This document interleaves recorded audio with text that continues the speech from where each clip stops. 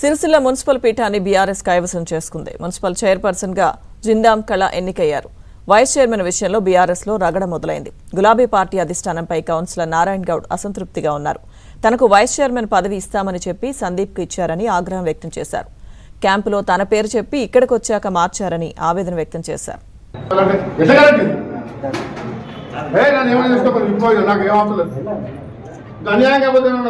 అది ఏమంటాడు ఇక్కడ తీసుకొచ్చి ఇక్కడ చేంజ్ చేస్తే ఏది ఏది రాజ్యం ఏది రాజ్యం ఎడిపోతుంది. న్యాయాన్ని నడుచుకోవాలనుకుంటా ఇది మాత్రం మోసమే, పచ్చి మోసమే. ఇంత అద్భుతం కూడా ఏమైందా ఇక్కడ దగ్గర నా పేరు రాజనం పేరు తీసి ఇంకో పేరు పెడతారు. ఇది అధిష్టానం వల్ల లేకపోతే అగాట ఇదాట ఎవరిస్తారు? నాకు మోసలేదు అధిష్టానమా? అన్యాయం అన్యాయం కాబట్టి ఏమంటారు ఇక్కడ కలిసి నీదంటే ఇక్కడ నాకు సారీ అంటే ఇంకా సారీతో పోతుంది. మొత్తం కులాల పిచ్చి బంద్ చేయాలి, మతాల పిచ్చి బంద్ చేయాలి. ఇతర కులాలు ఎవరు ఓటు వేద్దా చెప్పండి? అదే కడుపు మండి 30 మాట్లాడినా ఇక్కడికి ఏం చేస్తావు? కడుపు మండి 30 ఇక్కడ ఖచ్చితంగా సారీ అంటే ఎవరంటే ఏం కార్యక్రమం అవుతుంది? కార్యక్రమం అది అయితేంది, అది బాగుల పడితే